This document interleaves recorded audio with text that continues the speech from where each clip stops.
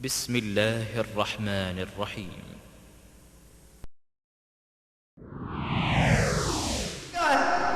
ایک آدمی لوگوں کو منہج بتانا چاہے، مثال دو، ایک آدمی لوگوں کو حق بات بتانا چاہ رہا ہے، منہج کی بات بتانا چاہ رہا ہے کہ بھائی یہ ہمارا سلفی منہج نہیں ہے. اب اس پر یہ الزام لگا ہے کہ اس نے اس لیے یہ کام کیا ہے، فتنہ پھیلا رہا ہے. ارے آپ کو کیسے معلوم ہو فتنہ پھیلا رہا ہے؟ دل پھاڑ کر دیکھو. حضرات، اہل توحید کا منہج واضح ہے. کا طریقہ قتل اقتدار، قتل حکمرانی، قطعی طور پر ریاست، گورنمنٹ کو فدا کرنا اللہ کی قسم نہیں. صحیح عقیدے کی دعوت کے لیے انبیاء علیہم السلام کو دنیا میں مبعوث فرمایا. انبیاء علیہم السلام نے دجال دجال دجال حدیثوں میں نبی صلی اللہ علیہ وسلم نے بیان فرمایا. منہج صحابہ نے سمجھا دجال کون ہے، کیسے، اس کے صفات کیا ہے. آ گیا کسی نے دماغ سے منہج لوگوں کو دیا، اس کو فالو کیا جا رہا ہے. دجال وجال کوئی نام نہیں ہے، کوئی شخص نہیں آیا اب تک. آیا نہیں آیا دجال، یہ ٹی وی ہے. دجال کے کان ہوتے ہیں، آنکھ ہوتی ہے، اس کی آنکھ ہے نا، اس کے کان ہے، یہ ٹی وی دجال ہے. اور بنا دے کس کو؟ یہ کہاں کا منہج ہے؟ لا حول ولا قوت الا باللہ. خود بھی گمراہ، لوگوں کو بھی گمراہ کرا. یہ کس کا منہج ہے کہ دجال کو ٹی وی سے تعویل کر دی تم؟ اللہ ولی الذین آمنوا یخرجهم من الظلمات الى النور والذین کفروا اولیاؤهم الطاغوت یخرجونهم من النور الى الظلمات اولئک اصحاب النار هم فیہا خالدون.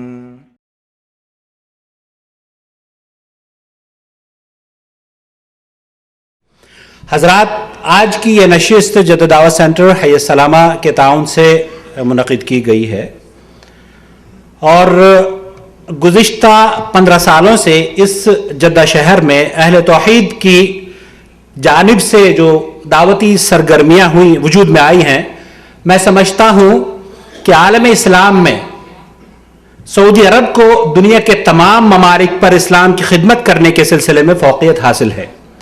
اسی طرح مملکت سعودی عرب کے تمام شہروں میں جدہ شہر کے سلفی حضرات کی دینی خدمات کو بھی ایک خاص مقام حاصل ہے. مورخ مملکت سعودی عرب کے مکاتب جعلیات کا اگر تذکرہ کرے گا تو جدہ دعوت سینٹر اور اس سینٹر کے ذمہ داران کو کبھی فراموش نہ کر پائے گا، کیونکہ اس سینٹر کی جانب سے عالم اسلام تک توحید کا وہ پیغام پہنچا ہے جسے پہنچانے کے لیے اللہ رب العالمین نے اپنے انبیاء اور رسل علیہم السلام کو بھیجا. ہم اردو کے حوالے سے بات کر رہے ہیں، اور الحمدللہ وہ تاریخی کام جدہ شہر میں جدہ دعوت سینٹر کے ذمہ داران کی سرپرستی میں ہوئے ہیں جس کی نظیر نہیں ملتی. خاص طور پر گزشتہ کچھ ماہ قبل صاحب السمو الملکی امیر خالد الفیصل آل سعود گورنر مکہ المکرمہ کی سرپرستی میں ہونے والا کامیاب ترین سمر فیسٹیول، جس میں 14 سے زیادہ علماء کرام نے، بلکہ سلفی علماء کرام نے شرکت فرمائی. میرا تعلق اس دعوت سینٹر سے گزشتہ سالوں سے جڑا رہا ہے. الحمدللہ یہ اللہ کا بہت بڑا احسان ہے کہ ہم نے اس مکتب کے ذمہ داران کے تعاون سے بڑے بڑے کارنامے انجام دیے ہیں. ہم نے اس مکتب کو بہت ہی سوچے سمجھے منصوبے کے تحت ان شخصیات سے جوڑا جو دنیا اسلام میں سلفیت کی نمائندگی کرتے ہیں، جن کا وجود سلفی منہج کی ترجمانی کرتا ہے، جن کی تقاریر سے باطل فرقوں کے حامل شخصیات کثیر تعداد میں توبہ کر رہے ہیں. مولانا مختار احمد ندوی رحمہ اللہ، مولانا صفی الرحمن مبارک پوری رحمہ اللہ، پروفیسر ساجد میر، ڈاکٹر وسیع اللہ عباس، ڈاکٹر لقمان سلفی، ڈاکٹر قاری احمد دین، پروفیسر عبداللہ ناصر رحمانی، ڈاکٹر فضل الہی، ڈاکٹر طالب الرحمان، شیخ محمد منیر قمر، شیخ مقصود الحسن فیضی اور شیخ معراج ربانی، اور بر صغیر کے جید سلفی علماء کرام کے نام اس ضمن میں پیش کیے جا سکتے ہیں. جدہ دعوت سینٹر کے اس اسٹیج کی عزت کو ہم نے منہج کے ساتھ جوڑا. ہمارے علماء اور احباب نے اس میں بھرپور تعاون بھی کیا، کیونکہ یہ کام کسی ایک شخص کے بس کی بات نہ تھی، اور اس اہم کام میں سر فہرست ہیں وہ نام جنہوں نے اپنی تمام تر مصروفیات کے باوجود دین صحیح کی خدمت کے لیے اس ادارے کے ساتھ تعاون کیا. شیخ صفی الرحمان مبارک پوری رحمۃ اللہ علیہ ہمیشہ فرمایا کرتے تھے کہ مکاتب جالیات کا جال اللہ کی بڑی نعمت ہیں، اور ان نعمتوں میں سر فہرست جد دعوت سینٹر کا نام ہے. حضرات، اہل توحید کا منہج واضح ہے. شیخ محمد ابن عبد الوہاب کی دعوت کی خصوصیات یہاں پر بیان کی جا رہی ہیں اور آپ سن رہے ہیں. میں یہاں یہ ضرور عرض کرنا چاہوں گا کہ شیخ عبد الوہاب رحمۃ اللہ علیہ کی دعوت کے نتیجے میں مملکت سعودی عرب میں مکاتب جالیات کا جال توحید کی جیتی جاگتی تصویر ہے. ہم آپ حضرات سے بھی درخواست کریں گے کہ شخصیات کو پرکھتے وقت یا علماء کرام کے بارے میں جانتے وقت منہج کو خاص طور پر دھیان میں رکھا کریں، ملحوظ رکھیں، اور شخصیات کو پڑھتے وقت اہل توحید یا توحید پرستوں کے ساتھ اپنے تعاون کو پیش کیا کریں. اور یہی وجہ تھی کہ ہم نے جب فضیلت شیخ معراج ربانی سے امر بالمعروف والنہی عن المنکر کے بارے میں بولنے کے لیے کہا تو شیخ نے فرمایا کہ نہیں، آج میں سمجھتا ہوں کہ جدہ میں یا خصوصی عام طور پر مملکت کے ہر جالیات میں جو منہج کی بات ہے اس کو اجاگر کرنے کی ضرورت ہے. اور اسی کے لیے شیخ معراج ربانی تشریف لا رہے تھے، لیکن آج چونکہ چھٹیاں چل رہی ہیں مدارس کی اور ریزرویشن نہ ملنے کی بنیاد پر شیخ نہیں آ سکے ہیں. وہ معذرت خود کر رہے تھے شیخ، اور ہم یہ چاہ رہے تھے کہ ان سے فون پر گفتگو کرائی جائے آپ حضرات کی، تاکہ وہ شرف پسند عناصر جو یہ سمجھ رہے ہیں کہ شیخ معراج ربانی کسی اور وجہ سے نہیں آئے، ان کو یہ پیغام شیخ خود بتا دیتے کہ ان کی مجبوری ریزرویشن کی وجہ سے وہ نہیں آ سکے ہیں. بلکہ کل کا بھی جو پروگرام ہے اس کے لیے بھی انہوں نے جدوجہد کری. ندیم بھائی نے بھی فون پر ان سے رابطہ کیا کہ شیخ آپ تشریف لائیے، کل کا پروگرام ہے. تو کل کے لیے پھر شیخ معراج نے جدوجہد کی اور ریزرویشن نہ ملنے کی وجہ سے شیخ تشریف نہیں لا سکے ہیں. بہرحال جو بھی جدوجہد کی گئی ہے اس ضمن میں اللہ رب العالمین شیخ کو جزائے خیر دے، اور اہل توحید کو اللہ رب العالمین عزت اور اس اللہ رب العالمین کے جو پیغام ہے، منہج ہے نبی کریم صلی اللہ علیہ وسلم کا منہج، اس پر کام کرنے کی اور اس کو سمجھنے اور اس پر عمل کرنے کی توفیق عطا فرمائے. شیخ معراج سے جب گفتگو ہو رہی تھی تو شیخ معراج نے کہا کہ میں 2 دن کے لیے مجھے آنا تھا اور میں نہیں آ رہا ہوں، اس لیے میں جدہ شہر میں اپنا ایک خلیفہ اپوائنٹ کر رہا ہوں. اور انہوں نے خلافت یا نیابت شیخ یاسر جابری حفظہ اللہ کے ذمہ ڈالی ہے. اور الحمدللہ فضیلت شیخ یاسر جابری، آج آپ شیخ معراج ربانی کی جگہ ان کو سنیں گے. شیخ یاسر الجابری الحمدللہ جدہ شہر میں کسی تعارف کے محتاج نہیں، بر صغیر میں سمجھتا ہوں کہ ان علماء کرام میں اللہ رب العالمین نے شیخ یاسر جابری کی تقاریر سے بہت سے لوگ الحمدللہ اپنے عقائد باطل عقائد سے توبہ کر رہے ہیں. یہاں جو ہم لوگ بیٹھے ہیں اس ہال میں، وہ شیخ یاسر جابری کے خاص طور پر ہمارے ساتھ تعاون رہا ہے، کیونکہ اس مکتب جالیات شرق جدہ میں شیخ یاسر جابری ایک عرصے سے دینی خدمات یا یہاں سے منہج سلف صالحین کے نشر و اشاعت میں مصروف ہیں. اللہ رب العالمین سے دعا ہے کہ اللہ رب العالمین ہمارے علماء کرام کو دین و دنیا میں عزتوں سے نواز دے، اور ان کے وجود سے قرآن و سنت کی جو توحید کی شمع روشن ہو رہی ہیں وہ ہر جگہ باطل کے گمراہ کن جو اندھیرے ہیں ان کو دور کر دے. فلیتفضل فضیلت الشیخ یاسر الجابری. اور کل بھی انشاءاللہ تعالی یاسر جابری ہی کا خطاب ہوگا عشاء کی نماز کے بعد امام بخاری مسجد میں، جو کہ باب شریف میں ہے. لا الہ الا اللہ، بڑی عظیم شان والا، عظمتوں والا، رحمتوں والا ہمارا یہ رب ہے اللہ رب العالمین. سبحان اللہ و بحمدہ سبحان اللہ العظیم، سبحان اللہ و بحمدہ سبحان اللہ العظیم، سبحان اللہ و بحمدہ سبحان اللہ العظیم. اس کے بعد درود السلام ہو پیارے نبی محمد الرسول اللہ صلی اللہ علیہ وسلم پر، کہ جن کو اللہ تبارک و تعالیٰ نے آخری نبی بنا کر، رحمت للعالمین بنا کر، مفسر قرآن بنا کر مبعوث فرمایا. اور جن کی اطاعت کو ہم پر واجب کیا اور جن پر ایمان لانا، جن کی توقیر کرنا اور جن کی پیروی اور اتباع کرنا، یہ اللہ تبارک و تعالیٰ کا حکم ہے اور ہم پر لازم ہے کہ یہ کام ہم انجام دیں۔ اللہم صلی علی محمد وعلی آل محمد کما صلیت علی ابراہیم وعلی آل ابراہیم انک حمید مجید۔ اللہم بارک علی محمد وعلی آل محمد کما بارکت علی ابراہیم وعلی آل ابراہیم انک حمید مجید۔ معزز سامعین، آپ جانتے ہیں پچھلے دنوں شہر جدہ میں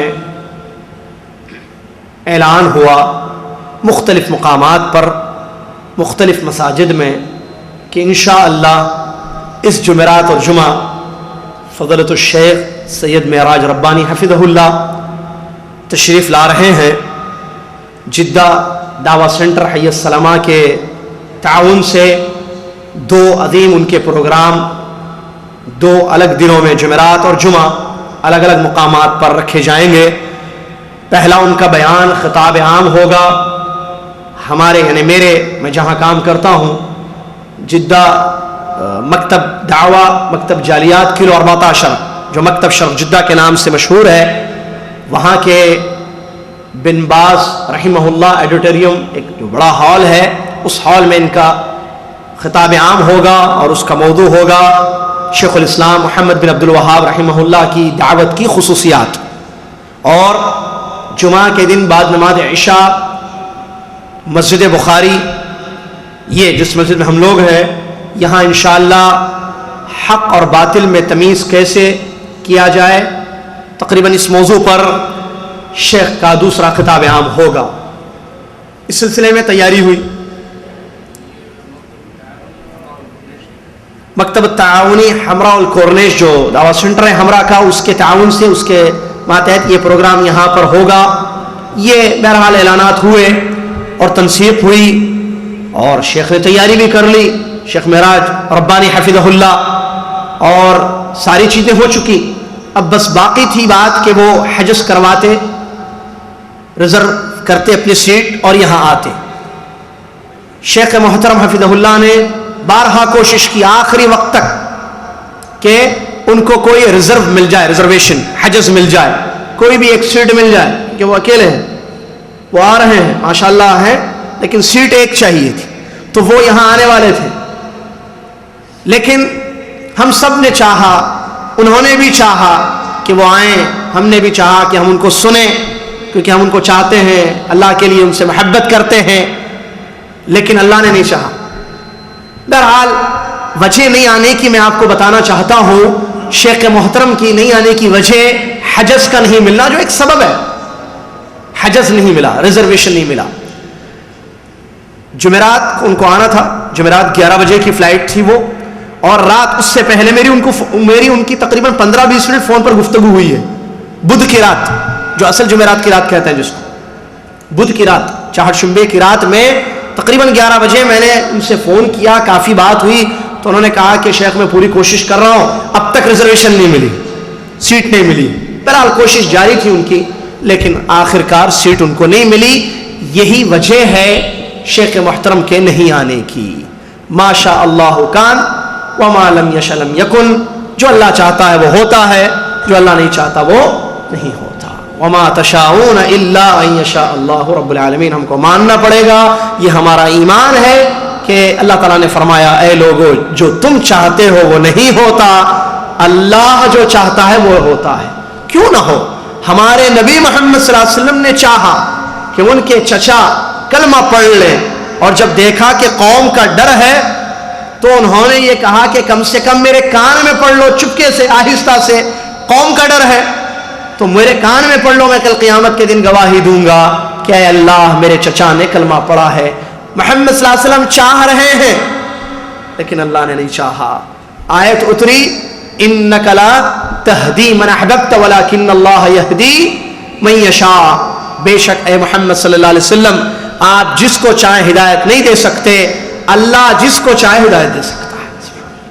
یہ ہے توحید کہ ہم یہ ایمان لائیں، ذرائع راستے سب کچھ اپنا لیں، آخر میں وہ چیز نہ ملے تو پھر وہ حدیث ہم یاد رکھیں تقدیر کے باب میں، جس کو علامہ محمد ناصر الدین البانی رحمۃ اللہ علیہ نے اپنی کتاب سلسلۃ الحادیث الصحیحہ میں نقل کیا ہے، صحیح حدیث۔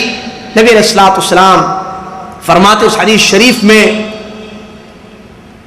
ما اصابک لم یکن لیخطئک وما اخطأک لم یکن لیصیبک، جو چیز تم کو مل گئی ہے، حاصل ہو گئی ہے، وہ تم سے چھوٹ کر جانے والی نہیں تھی، اور جو چیز نہیں ملی ہے، نہیں ہوئی ہے جو چیز، وہ تم کو ملنے والی بھی نہیں تھی، کیونکہ تقدیر میں وہ چیز نہیں تھی۔ تو اس حدیث پر ہمارا ایمان ہونا چاہیے، اور اللہ تعالیٰ کی مشیت چلتی ہے دنیا میں۔ نبی علیہ الصلوۃ والسلام کے سامنے مجھے وہ حدیث مسند احمد کی یاد آ رہی ہے، نبی علیہ الصلوۃ والسلام کے سامنے ایک آدمی نے ایک جملہ کہا۔ کیا کہا جملہ؟ غور کیجئے جملے پر، ما شاء اللہ و شئت، اللہ اور آپ کون؟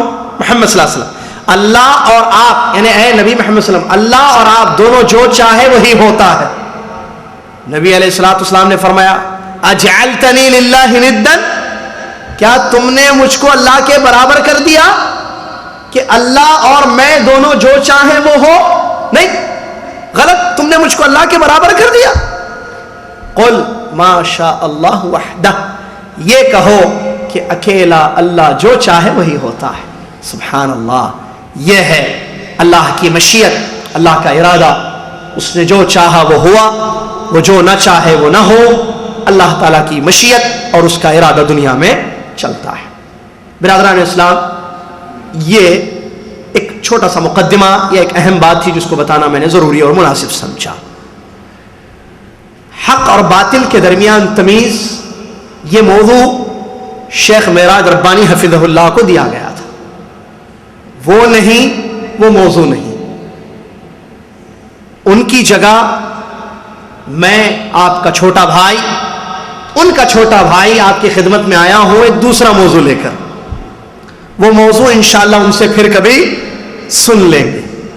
موضوع بھی جب شیخ ہی نہ ہو تو پھر وہ موضوع میں بولوں مناسب نہیں ہے، ٹھیک ہے، کیونکہ شیخ معروف ہیں الحمدللہ اپنے انداز میں، اپنے اسلوب میں، اور میں گواہی دیتا ہوں کہ میں دل سے شیخ کی عزت، تکریم اور اللہ کے لیے ان سے محبت کرتا ہوں۔ اللہ تعالیٰ نے آپ کی دعوت کا اثر جو دنیا میں رکھا ہے، یہ ایک بہت بڑی دلیل ہے اس بات کی کہ انشاءاللہ اللہ تعالیٰ کے آپ محبوب ترین بندے ہیں۔ کیوں؟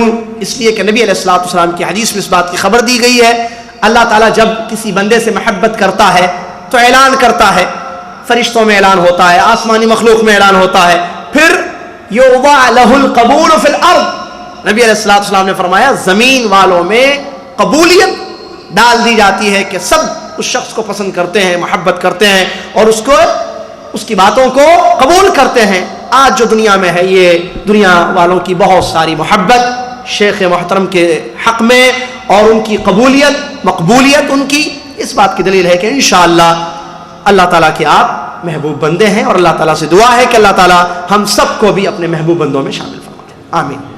برادران اسلام، میں انشاءاللہ آپ کی خدمت میں ایک اہم موضوع کو لے کر آیا ہوں، اور اس کی ضرورت ہر معاشرے میں، ہر سوسائٹی میں، ہر شخص کو اس کی ضرورت ہے، اور وہ ہے اللہ کا ڈر، تقوی، خوف، مختلف اس کے نام، تقوی، خوف، اللہ کا ڈر، یہ چیز جس کی ضرورت ہم سب کو ہے۔ انشاءاللہ میں آپ کی خدمت میں قرآن و حدیث کی روشنی میں کچھ باتیں آپ کی خدمت میں رکھوں گا۔ معزز سامعین، اللہ تبارک و تعالیٰ نے ہم کو دنیا میں پیدا کیا، کس لیے؟ تاکہ ہم اللہ کی عبادت کریں، بندگی کریں، اور اللہ کی عبادت کیسے ہو؟ توحید کے ساتھ، کہ ہم ایک اللہ کی عبادت کریں، اس کے ساتھ کسی کو شریک نہ کریں۔ سورہ ذاریات میں اللہ تعالیٰ فرماتا ہے وَمَا خَلَقْتُ الْجِنَّ وَالْإِنسَ إِلَّا لِيَعْبُدُونَ، میں نے انسان اور جن کو عبادت کے لیے پیدا کیا ہے۔ کون سی عبادت؟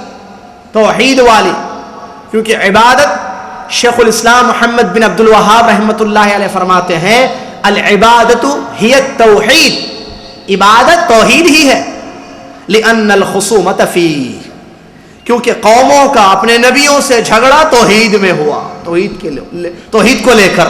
تو عبادت اصل توحید ہے، نہ کہ وہ عبادت جو مشرکین مکہ کرتے تھے یا قومیں کرتی تھیں کہ اللہ کی عبادت بھی ہوتی تھی اور اللہ کے ساتھ شرک بھی ہوتا تھا. یہ وہ عبادت نہیں ہے کہ جس کے لیے انسانوں کو پیدا کیا گیا ہے. عبادت جس کے لیے انسانوں کو پیدا کیا گیا ہے وہ ہے توحید. عبداللہ بن عباس رضی اللہ تعالیٰ عنہما مشہور مفسر قرآن ہے، فرماتے ہیں کہ قرآن میں جہاں بھی لفظ عبادت استعمال ہوا ہے وہاں مطلب ہے توحید، کہ ایک اللہ کی عبادت ہو، اس کے ساتھ کسی کو شریک نہ کیا جائے. تو یہ ہماری زندگی کا مقصد ہے، انسانوں کا اور جنوں کا. یہ اور بات ہے کہ انسان اور جن اس میں پیچھے ہیں، اللہ کی عبادت جیسی کرنی ہے ویسے نہیں کرتے ہیں.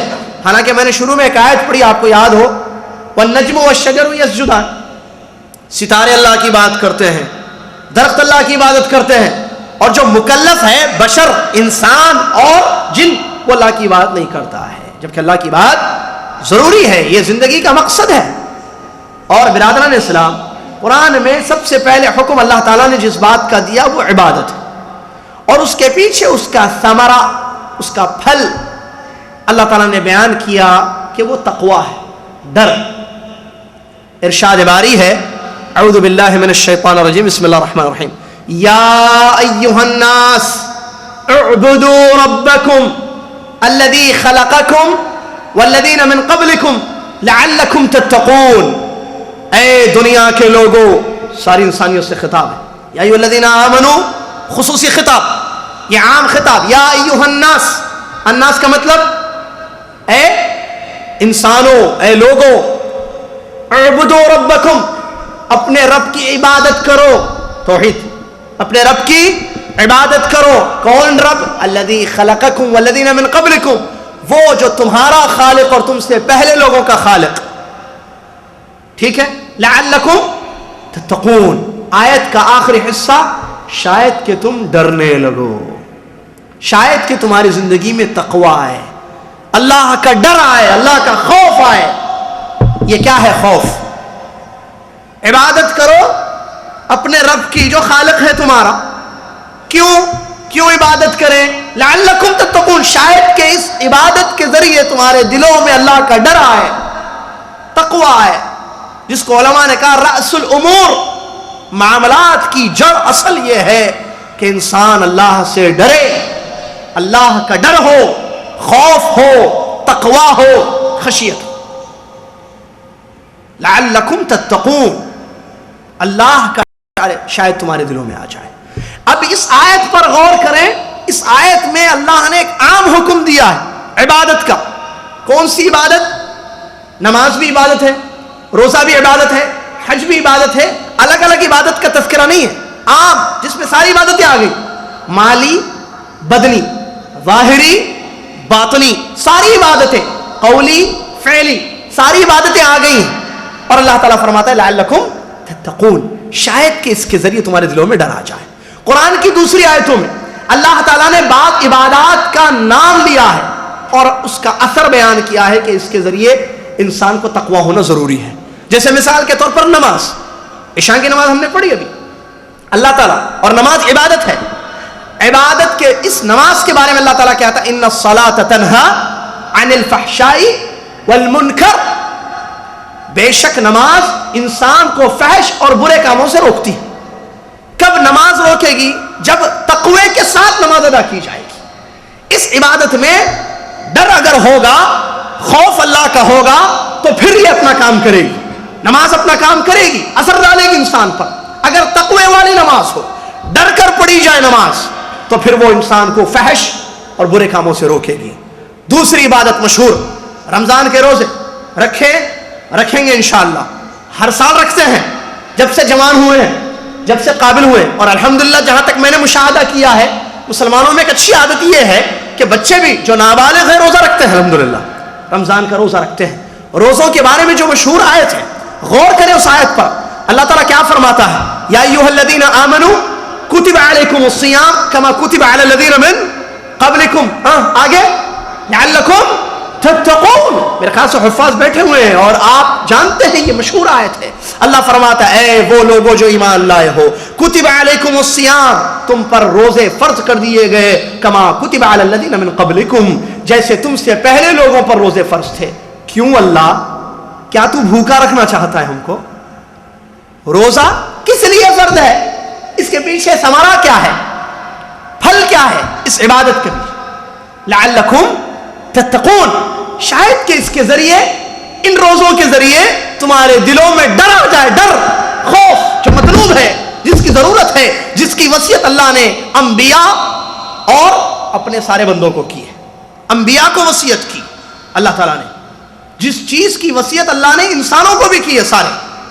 ایک ہی وصیت اللہ اپنے خاص بندے نبیوں کو بھی کرے, اور عام بندوں کو جو نبی نہیں ہے, غیر نبی ہیں, جیسے ہم سب ہیں, سارے اللہ کے بندے ہیں. تو وہ کون سی اہم بات ہے کہ جس کی وصیت کی گئی ہے سارے لوگوں کو, انبیاء پلس عام لوگ, وہ ہے اللہ سے ان اتقوا اللہ, کہ اے انبیاء تم بھی اللہ سے ڈرو, اے لوگو, اے عام انسانوں, اے عام بندوں میرے, تم بھی اللہ سے ڈرو. تو یہ تقوی روزے کے پیچھے مقصد ہے یا ثمرہ ہے کہ انسان کو روزے رکھنے کے لیے اس لیے کہا گیا تاکہ ڈر آئے. اسی لیے نبی صلی اللہ علیہ وسلم کی اس بخاری کی حدیث پر غور کریں, رمضان میں بارہا آپ نے سنی ہوگی. نبی علیہ الصلوۃ والسلام فرماتے ہیں من لم يدع قول الزور والعمل به والجهل فليس لله في حاجة ان يدع طعامه او شرابه. جو روزہ رکھ کر جھوٹ نہیں چھوڑتا, جھوٹ پر عمل کرنے کو نہیں چھوڑتا, جہالت کو ترک نہیں کرتا, ایسے روزے دار کی اللہ کو ضرورت نہیں ہے کہ وہ اپنا کھانا پینا چھوڑ کر روزہ رکھے, کیونکہ روزوں کا مقصد تقوی ہے. اگر دل میں ڈر نہیں ہے اور روزہ رکھ کر جھوٹ پر عمل, جہالت انسان کرے, تو پھر ایسے روزے دار کی ضرورت اللہ کو نہیں ہے, کیونکہ روزے کا مقصد ہی ڈرنا ہے. تو تقوی. حج مشہور عبادت, زندگی میں ایک مرتبہ فرض. ایک عبادت کی مثال میں نے دی, نماز جو روزہ نہ پڑھنے والی ہے, تقوی اس میں بھی ضروری ہے, ٹھیک ہے. دوسری عبادت سالانہ کی جانے والی, سال میں ایک مرتبہ کی جانے والی عبادت جو اسلام کا ایک رکن ہے, جیسے نماز بھی رکن ہے, وہ رمضان. روزوں کے پیچھے, روزے رمضان کے روزوں کے پیچھے مقصد کیا ہے کہ ڈر آئے, دل میں ڈر پیدا ہو. کیسے؟ چھوٹی سی مثال دیتا ہوں سمجھنے کے لیے. روزے میں آپ ہوتے ہیں تو روزے میں پیتے ہیں آپ, کھاتے ہیں نہیں. آپ روزے سے ہیں, اکیلے ہیں, کمرے میں ہیں آپ, کوئی نہیں دیکھ رہا ہے, آپ تپتی ہوئی دھوپ ہے باہر, ڈیوٹی کر کے آئے ہیں, گلا سوکھ گیا, تلاجے میں پانی رکھا ہوا ہے, کوئی نہیں ہے دیکھنے والا سوائے رب کے. آپ رمضان میں روزے کی حالت میں آپ پانی نہیں پیتے ہیں, کوئی نہیں دیکھ رہا. اگر پانی پی لیں تھوڑا سا, آپ کس کو پتا چلے گا باہر کہ آپ روزے سے نہیں. لیکن مجھے معلوم ہے میرے بھائیوں, میری ماں اور بہنوں, ہم یہ کام نہیں کرتے. کیوں؟ کس چیز نے روکا ہے مجھ کو پانی پینے سے؟ پیاس لگ رہی ہے, دنیا کی کوئی نگاہ نہیں ہے, کس چیز نے, اللہ کے ڈر نے روکا ہے. یہ تقوی بعد میں کہاں چلا جاتا ہے, یہ ڈر کہاں چلا گیا؟ رمضان, روزہ ختم, سگریٹ ہاتھ میں آ گیا. روزہ ختم, فلم ہم دیکھنے لگے. روزہ ختم, گالیاں, چغلخوری, غیبت, بہتان تراشی, تہمت, الی غیر ذالک, مختلف گناہوں کا شکار ہم ہو گئے, ارتکاب ہم کرنے لگے. یہ کون سا روزہ ہے؟ ہر سال رمضان میں ٹریننگ دی جاتی ہے کہ لعلکم تتقون, لعلکم تتقون, لعلکم تتقون, ڈرو ڈرو ڈرو. روزے اس لیے فرض ہیں جیسے ڈر کر کھانا پینا چھوڑتے ہو. اور غور کریں اس پر, یہ کھانا پینا آپ کے لیے ہمیشہ منع نہیں ہے. افطار تک, سورج غروب ہونے تک, سورج غروب ہو جائے پھر وقت ختم ہو گیا, کھائیے, آپ پیجئے پانی, ٹھنڈا پانی پیجئے, جوس پیجئے, کھائیے. لیکن وہ چیزیں جو زندگی بھر حرام ہے, جیسے سود, رشوت, غیبت, چوری, زنا, شراب خوری وغیرہ وغیرہ, یہ جو زندگی بھر حرام ہے, ان چیزوں کا ارتکاب کیا جاتا ہے. اور روزے میں رہ کر حلال چیز انسان نہیں پیتا ہے. روزے میں رہ کر حلال چیزیں جو روزے کی حالت میں حرام ہے, ان چیزوں کو استعمال نہیں کرتا اللہ کے ڈر سے. یہ تقوی ختم ہو جاتا ہے چاند رات سے, جیسے چاند عید کا نظر آ جائے پھر تقوی ختم, اور وہی پرانی زندگی میں انسان چلا جاتا ہے جو رمضان سے پہلے ہوتی. کیا فائدہ ایسے روزوں کا؟ ایک انسان فوج میں جاتا ہے اپنے ملک میں ٹریننگ لینے کے لیے, تو وہ لوٹ کر آتا ہے تو پوری لائف چینج ہو جاتی ہے. حتیٰ کہ ہم نے اپنے آنکھوں سے دیکھا, آپ نے دیکھا ہوگا, اس کی چال بھی بدل جاتی ہے. اب وہ ویسے نہیں چلتا ہے جیسے وہ پہلے چلتا تھا. سسٹمیٹک لائف اس کی ہو جاتی ہے, ڈسپلین اس کے لائف میں آ جاتا ہے, مکمل اس کی لائف چینج. ٹریننگ کا اثر ہو رہا ہے, اس کو ٹریننگ دی گئی, یہ کھانا, ایسا کھانا, ایسے بیٹھ کر کھانا, ایسے چلنا, ایسے آنا, ایسے سونا, اتنے بجے اٹھنا, یہ نہیں کھانا, یہ استعمال نہیں کرنا, ایوری تھنگ وغیرہ. یہ ساری چیزیں اس کو ٹرین کی جاتی ہیں. اور رمضان ہر سال آتا ہے ہماری زندگیوں میں. لعلکم تتقون ہر سال ہم پڑھتے ہیں کہ روزے رکھو, اللہ سے ڈرو, اللہ سے ڈرو, روزے رکھو. روزے رکھتے ہیں لیکن تقوی نہیں ہمارے پاس آ رہا ہے کہ سالانہ پتہ نہیں ہم میں سے کتنے لوگوں نے کتنے سال روزے رکھے ہیں لیکن زندگی میں تقوی نہیں آیا. جو مقصد لعلکم تتقون جس کو کہا گیا کہ شاید تم ڈرنے لگو ان روزوں کے پیچھے, اور یا ایھا الناس اعبدوا عام عبادات کے ذریعے جو بتایا گیا ہے کہ تم اللہ کی عبادت کرو تاکہ تمہارے دلوں میں اللہ کا ڈر آ جائے. لیکن وہ ڈر ہمارے پاس آج تک نہیں آیا. وہ فوجی آدمی جس کو دنیا والے ٹرین کرتے ہیں وہ بدل جاتا ہے, ہماری زندگی میں کوئی تبدیلی نہیں آ رہی ہے. رمضان آتا ہے جاتا ہے, رمضان سے پہلے جو کنڈیشن جو حالت تھی وہی حالت رمضان کے بعد ہے, کوئی چینجز نہیں ہے. کہاں ہے تقوی؟ لعلکم تتقون کیا مطلب ہے اس کا؟ کیا ہم نہیں سمجھے؟ صرف کتب علیکم الصیام ہم کو معلوم ہے کہ روزے فرض ہے, روزے فرض ہے, رمضان کے روزے رکھنا ہے, روزے رکھنا ہے, ہم بھی رکھ رہے ہیں, بیوی بچے سب رکھ رہے ہیں. لعلکم تتقون بھول گئے. آئیے ایک تیسری مثال. زندگی میں ایک مرتبہ ایک عبادت فرض ہے, کون سی ہے وہ؟ حج. نبی علیہ الصلوۃ والسلام سے سوال کیا گیا افی کل عام یا رسول اللہ, کیا ہر سال روزہ رکھنا فرض ہے؟ قال لا, کہا کہ نہیں. ولو قلت نعم لوجبت ولما استطعتم, اور اگر میں ہاں کہہ دوں تو اللہ تعالیٰ اس کو واجب کر دے ہر سال اور تم ہر سال حج نہ کر سکو. یہ اللہ کی مہربانی ہے, اللہ کی رحمت ہے, اس کی توفیق ہے اور اس کی شفقت ہے اپنی بندوں پر کہ اس نے زندگی میں ایک مرتبہ اس چیز کو فرض کیا ہے. حج کے سلسلے میں جو آیتیں قرآن میں آئی ہیں اگر آپ غور کرو تو شروع سے لے کر آخر تک تقوی کی تاکید کی گئی, شروع سے لے کر آخر تک. اتقوا اللہ لعلکم تتقون آخر میں. اور اللہ تعالیٰ سامان سفر تیار کرنے کے سلسلے میں فرماتا ہے وَتَزَوَّدُوا فَإِنَّ خَيْرَ الزَّادِ التَّقْوَىٰ. اے حج پر نکلے ہوئے لوگ, ابھی حج کا موسم ختم ہوا ہے, اے حاجیوں سامان سفر تیار کر لو, آخرت کا توشہ تیار کر لو. کون سا توشہ اللہ؟ کون سا توشہ تیار کرنا ہے؟ کیا چیز کی تیاری کرنی ہے جس کا حکم اللہ تعالیٰ دے رہا ہے؟ فرماتا ہے اللہ خیر الزاد التقویٰ, سب سے بہترین توشہ اللہ کا ڈر ہے. اللہ سے ڈرو اے حاجیو. لا الہ الا اللہ. حج ٹرمینل پر میں کام کرتا ہوں حج کے موسم میں. حج کا موسم ختم ہوا, عزیزیہ میں میرے ایک بھائی نے مجھے اطلاع دی کہ ہم نے بہت اپنے حاجیوں کو کہا, ڈرایا کہ تم اللہ سے ڈرو. تم طواف کس کا کر کے گئے ہو؟ کعبۃ اللہ کا. مزار کا طواف چھوڑ دو. تم کس سے مانگ کر گئے ہو؟ عرفات کے میدان میں اللہ سے مانگے ہو. تم بھی مانگے ہو اردو میں, بنگالی بھائی نے بنگالی میں مانگا ہے, عربی بھائی نے عربی میں مانگا ہے, یورپ کے حاجی نے انگلش میں مانگا ہے, چائنا کے حاجی نے چائنیز زبان میں, جاپان کے حاجی نے جاپانی زبان میں مانگا ہے. سب نے مختلف زبانوں میں اس رب سے مانگا ہے جو ساری زبانیں سمجھتا ہے, ساری زبانوں کو جانتا ہے اور سب کو عطا کرتا ہے. اس سے مانگا, جا کر کسی اور سے نہ مانگنا.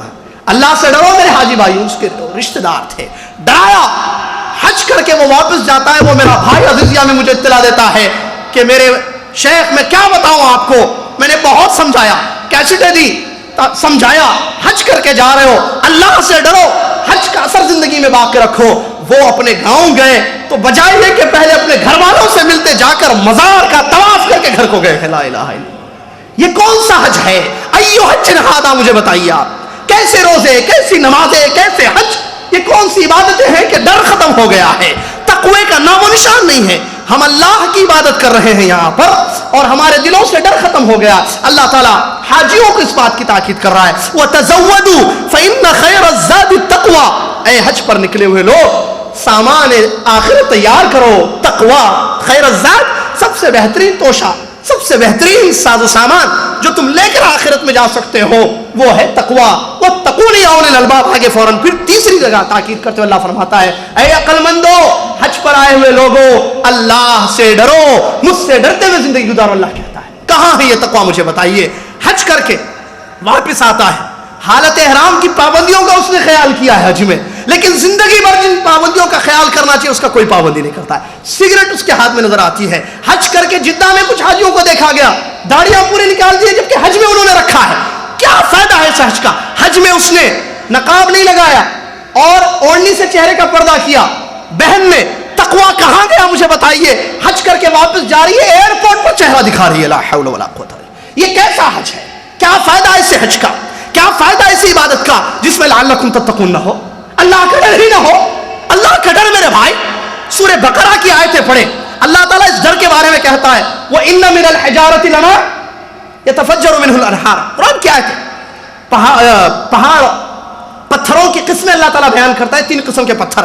اس میں ایک وہ پتھر ہے جس کے بارے میں وَإِنَّ مِنْهَا, آیت یاد آ گئی, وَإِنَّ مِنْهَا لَمَا يَهْبِطُ مِنْ خَشْيَةِ اللَّهِ. کچھ پہاڑ کے پتھر ایسے ہوتے ہیں جو خشیت الہی سے, اللہ کے ڈر سے گر جاتے ہیں. اللہ پتھر سٹون پہاڑ کا گر جاتا ہے.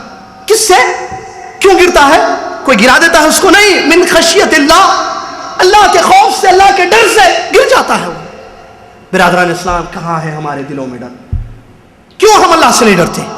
کتنی جگہ کتنی آیتیں آپ نے سنی, یا ایھا الذین آمنوا اتقوا اللہ, اے وہ لوگوں جو ایمان لائے اللہ سے ڈرو.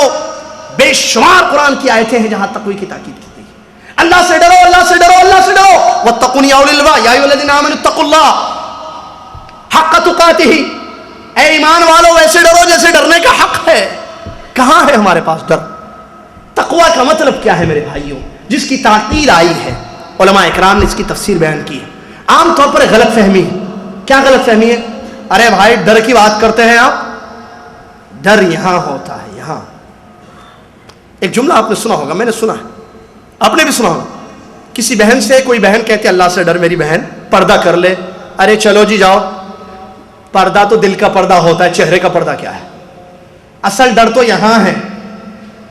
تم پردہ کر کے بھی کچھ کام کرتی ہو برے, تو اصل ڈر تو یہ ہے, دل کا ڈر.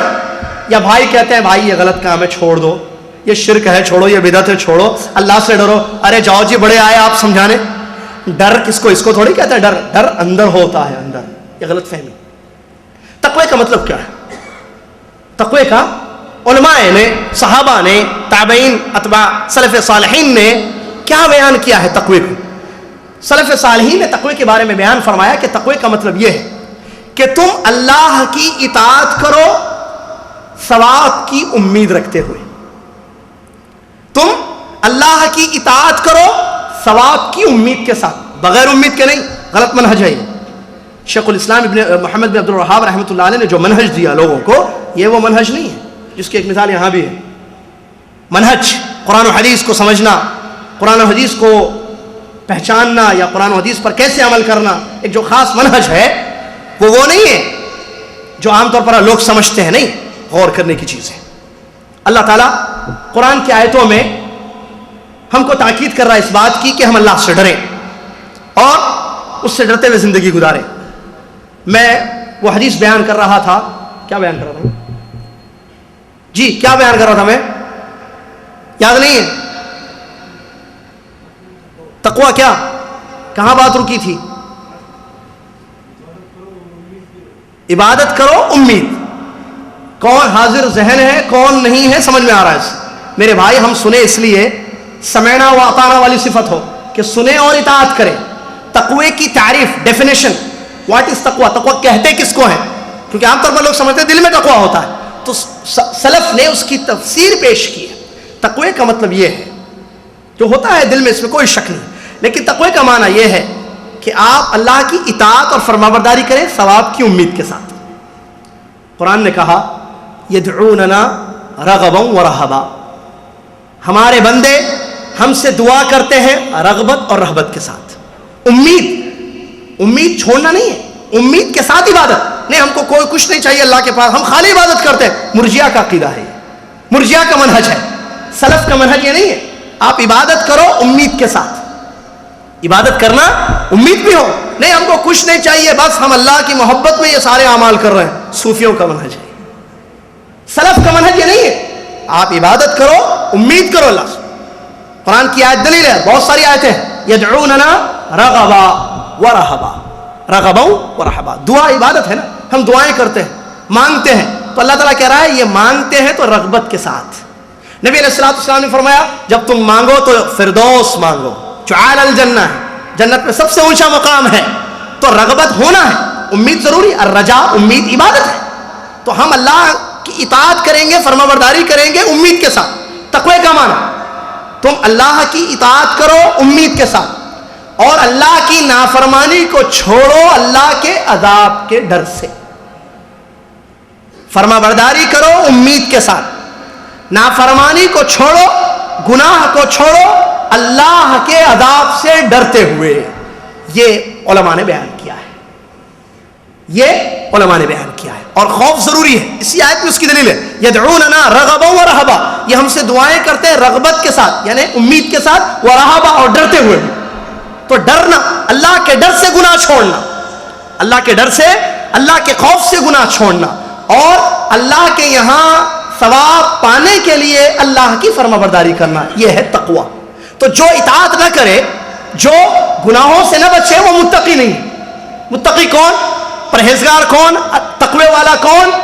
جو اطاعت کرتا ہے, فرما بردار ہے, امید رکھتا ہے اللہ کے یہاں ثواب کی, اور اللہ کی نافرمانی اور گناہوں سے بچتا ہے اللہ کے عذاب کے ڈر سے. یہ ہے تقوی. تو کسی نے دوسرے انداز سے سمجھایا, تقوی کی مثال ایسی ہے جیسے کہ تم کسی راستے سے جا رہے ہو اور راستہ کانٹے دار راستہ ہے, دائیں بائیں رائٹ لیفٹ کانٹے ہیں پورے. اب تم کیسے جاؤ گے وہاں سے؟ ایک ہی راستہ ہے اور کانٹے دار راستہ ہے, تو تم اپنے دامن کو ان کانٹوں سے بچاتے ہوئے جاؤ گے. یہ ہے تقوی, وقایہ, بچنا. کس سے بچنا؟ گناہوں سے بچنا, نافرمانی سے بچتے ہوئے دنیا میں زندگی گزار دینا. یہ گناہ ہے, یہ غلطی ہے, یہ گناہ ہے, یہ معاصی ہے, اس میں نافرمانی ہے اللہ تعالیٰ کی, یہ اللہ کو ناپسندیدہ عمل ہے, یہ نبی علیہ السلام کی سنت کی خلاف ورزی ہے. بچتے ہوئے گزارو, مخالفت نہ ہو. تم گناہوں سے, مخالفت سے بچتے ہوئے زندگی گزارو جیسے تم کانٹوں سے اپنے دامن کو بچاتے ہوئے راستے سے گزرتے ہو. یہ ہے تقوی. اور اللہ تعالیٰ نے اس کی تاکید کی ہے, نبی علیہ السلام نے اپنی حدیثوں میں اس کی وصیت کی. نبی علیہ السلام کی مشہور حدیث, بہت ساری حدیث ہے, اس میں ایک مشہور حدیث جو میں نے شروع میں پڑھی, نبی علیہ السلام فرماتے ہیں اتق اللہ حیثما کنت, تم جہاں بھی رہو اللہ سے ڈرو. الفاظ نبی صلی اللہ علیہ وسلم پر غور کریں, اتق اللہ حیثما کنت, تم کہیں بھی رہو اللہ سے ڈرو. یہ کیوں کہا کہ کہیں بھی رہو؟ اس لیے کہ اس کی تشریح میں لکھا علماء نے, آدمی لوگوں کے سامنے اچھا رہتا ہے, آدمی لوگوں کے سامنے اچھا رہتا ہے, بڑے اچھا بنتا ہے, کوئی گناہ نہیں کرتا لوگوں کے سامنے. کیوں؟ ڈر ہے لوگوں کا, ڈر ہوتا ہے لوگوں کے سامنے, گناہ نہیں کرتا ہے وہ. تنہائی میں وہ کیا کرتا ہے اللہ اعلم. نبی علیہ السلام فرماتے اتق اللہ حیثما کنت, تم جہاں رہو اللہ سے ڈرو. پبلک میں ہو اللہ سے ڈرو, اجتماع میں ہو اللہ سے ڈرو, جلسے میں ہو, پروگرام سب کے سامنے اللہ سے ڈرو. تنہا ہو, کوئی نہیں دیکھ رہا ہے, لیکن تمہاری توحید ہے نا, تم نے لا الہ الا اللہ پڑھا ہے, اور اللہ کے اسماء و صفات ہیں, اور اللہ کے اسماء و صفات میں سے ایک صفت یہ ہے کہ اللہ علیم ہے, اللہ خبیر ہے, اللہ بصیر ہے. مانتے ہیں نا؟ توجہ میری طرف دیں, مائک کی طرف نہ دیکھیں. علیم اور خبیر اللہ کی صفت ہے. تو ہم تنہا ہو تو دنیا تو نہیں جانتی ہے, دنیا نہیں دیکھ رہی ہے, لیکن اللہ نہیں دیکھ رہا ہے, تو پھر تقوی کہاں ہے؟ لوگوں کے سامنے ڈرے اللہ سے, تو تنہا میں بھی ڈرو, تنہائی میں. اتق اللہ حیثما کنت, تم جہاں بھی رہو اللہ سے ڈرو. وَأَتْبِعِ السَّيِّئَةَ الْحَسَنَةَ تَمْحُوهَا, اور گناہ کے فوراً بعد کوئی نیکی کر دو, کیونکہ یہ نیکی فوراً جو کی جائے گی گناہ کو مٹا دے گی, گناہ کو ختم کر دے گی. وَخَالِقِ النَّاسَ بِخُلُقٍ حَسَنٍ, اور لوگوں کے ساتھ اچھے اخلاق سے پیش آؤ. تو نبی علیہ السلام نے تقوی کی یہ وصیت کی ہے. اور اس کے علاوہ بے شمار نبی علیہ السلام کی احادیث مبارکہ صحیحہ ثابتہ ہیں جہاں نبی علیہ السلام نے تقوی کی اور ڈرنے کی وصیت کی ہے. جس میں سے ایک مشہور حدیث ہے, نبی علیہ السلام نے ایک مرتبہ خطبہ دیا, ڈرانے والا خطبہ. وجلت منها القلوب وذرفت منها العيون, صحابی اس خطبے کی حالت کو بیان کرتے ہیں, نبی محمد صلی اللہ علیہ وسلم نے ایسے خطبہ دیا ہمارے دل ڈر گئے, ہماری آنکھ سے آنسو بہنے لگے, اور ہم سمجھ گئے, ایسا لگا کہ یہ آخری خطبہ ہے, اب اس کے بعد کوئی خطبہ آپ نہیں دیں گے. ایسے ڈرانے والا خطبہ محمد الرسول اللہ صلی اللہ علیہ وسلم نے اپنی امت کو دیا, صحابہ کرام. تو صحابی کہتے ہیں کأنها موعظة مودع فأوصنا یا رسول اللہ صلی اللہ علیہ وسلم. اللہ کے نبی علیہ الصلوۃ والسلام ایسے لگا ہے کہ آپ ہم سے الوداع ہو رہے ہیں, آپ ہم کو چھوڑ کر جا رہے ہیں. ایسی نصیحت آپ نے کی ڈرانے والی. تو ہم چاہتے ہیں کہ آپ ہم کو وصیت کر کے جائیں, کوئی اہم بات بتا کے جائیں. مسلم شریف کی حدیث ہے, نبی علیہ الصلوۃ والسلام نے 4 اہم باتوں کی وصیت کی ہے. اس میں سب سے پہلی وصیت اوصیکم بتقوی اللہ عز وجل, میں تم کو وصیت کرتا ہوں. وصیت امپورٹنٹ بات, اہم ترین بات. نبی علیہ الصلوۃ والسلام نے فرمایا اوصیکم بتقوی اللہ, میں تم کو اللہ سے ڈرنے کی وصیت کرتا ہوں. دوسری وصیت کی کہ تم پر کوئی بھی بادشاہ بن جائے تم اس کی بات سننا اور اطاعت کرنا, منہج. اللہ سے ڈرو, پہلی وصیت. اور دوسری, کوئی بھی حاکم بن جائے اگرچہ وہ غلام کیوں نہ ہو, دوسری روایت اس کا سر اخروٹ کے جیسے یعنی بد شکل کیوں نہ ہو, لیکن اگر وہ امیر ہے, حاکم ہے, تمہارا بادشاہ ہے, تو اس کی سمع و طاعہ, اس کی بات کو سننا اور اس کی اطاعت اور فرما برداری کرنا. اور یہ سلف کا منہج ہے کہ حاکم وقت کی بات سننا اور اطاعت کرنا. خروج, بغاوت ایک لسانی ہوتی ہے اور ایک ہاتھ سے کی تلوار سے ہوتی ہے. بغاوت دونوں حرام ہے. یہ سلف کا منہج نہیں, یہ خوارج کا منہج ہے, جس پر ہماری ایک تقریر یا کہیں کہ ایک موضوع ہے جو عاقل صاحب کے پاس آپ کو ملے گی, خوارج, آج کے دور کے خوارج. تو یہ سلف کا منہج نہیں ہے. اس حدیث سے اس کی دلیل ہے, نبی علیہ الصلوۃ والسلام نے پہلی وصیت فرمائی تقوی کی, اللہ سے ڈرو. اور دوسری وصیت کہ امیر اگر کوئی وَإِن تَعَمَّرَ عَلَيْكُمْ, اگر کوئی بن جائے. یہاں پوائنٹ ہے, کچھ لوگ کہتے ہیں نہیں بھائی کیسے بن گئے, خود کیسے بن گئے, ہم بنانا نا, ہم ان کو بنانا, یہ خود کیسے بن گئے. سنیے حدیث کے الفاظ, وَإِن تَعَمَّرَ عَلَيْكُمْ عَبْدٌ حَبَشِي, حبش کا کوئی کالا غلام عبد اگر بادشاہ بن جائے تم اس کی بات سننا اور اطاعت کرنا. ہاں, کہاں ہے منہج؟ یہ ہے شیخ الاسلام محمد بن عبد الوہاب رحمۃ اللہ علیہ کا منہج, یہ ہے صحابہ کا منہج, یہ ہے تابعین کا, سلف صالحین کا منہج. بغاوت نہیں, حاکم بن جائے. نبی صلی اللہ علیہ وسلم نے کہا وَإِن تَعَمَّرَ, بن جائے, امیر بن جائے, بادشاہ بن جائے, خود اپنے پاور سے سنو اور اطاعت کرو, لیکن اس کی کنڈیشن یہ ہے کہ اگر نافرمانی کا حکم وہ دے تو وہاں اس کی بات نہیں سنیں گے. اگر بادشاہ کہے کہ نہیں کوئی نماز نہیں پڑھنا تو وہاں نہیں مانیں گے بات, نہیں پڑھیں گے نماز. اور کہے کہ نہیں سب شراب پیو, نہیں پیئیں گے شراب کیونکہ حرام ہے, اس میں اللہ کی نافرمانی ہو رہی ہے, تو یہاں حاکم کی بات نہیں مانیں گے, لیکن اس کے علاوہ مانیں گے. ریڈ سگنل روکو, گاڑی روکیں گے, 120 سے زیادہ مت چلاؤ, حاکم نے آرڈر دیا, نہیں چلائیں گے. سمجھ رہے بات؟ 5 سال سے پہلے حج نہ کرو, نہیں کریں گے. سمجھ رہے بات؟ مثالیں ہیں یہ سمجھنے کے لیے. تو یہ دوسری وصیت نبی علیہ الصلوۃ والسلام نے فرمائی ہے. تیسری وصیت علیکم فإنه من يعش منكم بعدي فسيرى اختلافا كثيرا, تم میں میرے بعد جو زندگی گزاریں گے بہت سارا دین میں اختلاف دیکھیں گے. کیا کرو؟ مشہور حدیث ہے, سنے ہوگا, تم میرے طریقے کو, میرے بعد کے خلفاء صحابہ کے طریقے کو مضبوطی سے, جیسے جبڑے کو استعمال کر کے کوئی کسی چیز کو توڑنے کے لیے جبڑوں کا استعمال کرتا ہے, اس طریقے سے اختلافی دور میں مضبوطی سے میری حدیث پر تھمے رہنا, جامے رکھنا, اس کو ہاتھ سے جانے نہ دینا, میرا طریقہ, میرے صحابہ کا طریقہ. اور چوتھی وصیت فرمائی کہ بدعتوں سے اپنے آپ کو بچانا, دین میں نئے نئے کام مت کرنا, اس لیے کہ ہر نیا کام بدعت ہے اور ہر بدعت گمراہی ہے اور گمراہی کا ٹھکانہ جہنم ہے. یہ 4 اہم ترین وصیتیں محمد رسول اللہ صلی اللہ علیہ وسلم نے اس حدیث شریف میں بیان فرمائی ہے, جس میں پہلی وصیت ہے تقوی, اللہ سے ڈرو. اور برادر اسلام, اس تقوی کو دیکھنا ہے. یہ تقوی کیا ہے, اللہ کا ڈر کیا ہے؟ محمد رسول اللہ صلی اللہ علیہ وسلم کو پڑھیے, ریڈ محمد صلی اللہ علیہ وسلم, پروفٹ محمد صلی اللہ علیہ وسلم, نبی علیہ السلام کی زندگی کو پڑھیے. سورہ فتح کی آیت ہے, اللہ تعالیٰ نے فرمایا لیغفر اللہ لک ما تقدم من ذنبک وما تأخر, اللہ کے نبی محمد صلی اللہ علیہ وسلم کے پہلے اگلے پچھلے سارے گناہوں کو اللہ نے معاف فرما دیا. اس کے باوجود آپ کے تقوی کا کیا عالم تھا, پوری سیرت کی کتاب بھری پڑی ہے, الرحیق المختوم اٹھائیں, پڑھ کر دیکھیں کس طریقے سے نبی علیہ الصلوۃ والسلام کی زندگی میں تقوی تھا. نماز پڑھ رہے ہیں, وہ آیتیں, کون؟ محمد رسول اللہ صلی اللہ علیہ وسلم, جنتی رسول, نماز پڑھ رہے ہیں, ان آیتوں کی تلاوت ہو رہی ہے جن آیتوں میں عذاب کا ذکر ہے, جن آیتوں میں جہنم کا تذکرہ ہے. نبی علیہ الصلوۃ والسلام رو رہے ہیں, محمد رسول اللہ صلی اللہ علیہ وسلم رو رہے ہیں. صحابہ پیچھے رونے کی آواز کو ایک مثال سے سمجھاتے ہیں, ایسی آواز ہم نے سنی گویا کہ ہانڈی میں کوئی چیز پکائی جا رہی ہے. اللہ اکبر, ہانڈی میں پکنے کی جو کھٹ کھٹ آواز آتی ہے نبی محمد صلی اللہ علیہ وسلم کے رونے کی آواز آ رہی ہے, رو رہے ہیں. کہاں ہے یہ تقوی ہماری نمازوں میں آج؟ اسی لیے ہماری نماز برائیوں سے ہم کو نہیں روکتی. نماز پڑھ کر باہر جا کر سگریٹ پی رہا ہے, نماز پڑھ کر باہر جا کر مسجد میں, ارے وہ معلوم پکا بدعتی ہے, اس کے بارے میں ارے وہ ایسے کیا وہ ویسے کیا, غیبتیں چغل خوریاں مسجد میں, مسجد کے باہر. کہاں ہے تقوی؟ نبی علیہ الصلوۃ والسلام, دیکھیے میرے بھائی برا مت سمجھے ایک بات کو, ہم نبی علیہ الصلوۃ والسلام کی پیروی صرف نماز میں کریں گے؟ لقد کان لکم فی رسول اللہ یا فی صلاۃ رسول اللہ یا فی صوم رسول اللہ. حافظ بھی موجود ہے, آپ یہ آیت جانتے ہو تو آپ بتائیے کیا ہے آیت. لقد کان لکم فی رسول اللہ, فی صلاۃ رسول اللہ نہیں کہا نا اللہ نے, تو پھر ہم صلاۃ رسول اللہ کیسے پکڑ لی؟ ہم صرف نماز میں, نماز کی پوری حدیث سے ہم کو معلوم ہے. رفع الیدین کی حدیث ہے, ابن مسعود کی حدیث ضعیف ہے, امام ترمذی نے کیوں ضعیف قرار دیا ہے, ساری حدیث سے ہم کو معلوم ہے. زبردست, اچھی چیز ہے, بہت اچھی بات ہے. نبی علیہ السلام نے ہاتھ کہاں باندھا, نبی علیہ السلام نے قیام کیسے کیا, سورہ فاتحہ کیسے پڑھی, نماز آپ کے کیسے تھی, اور تورک آپ کرتے تھے تیسری اور چوتھی رکعت کی نمازوں میں, یا اجتماعی دعا آپ نہیں کرتے تھے, انفرادی دعا کرتے تھے. زبردست نماز کی حدیث ہے, الحمدللہ بہت اچھی بات ہے, خوبی ہو بدائی ہو, بہت بہت مبارک ہو. لیکن میرے محترم بھائیو, نماز کے بعد, نماز سے پہلے نہیں ہے تقوی.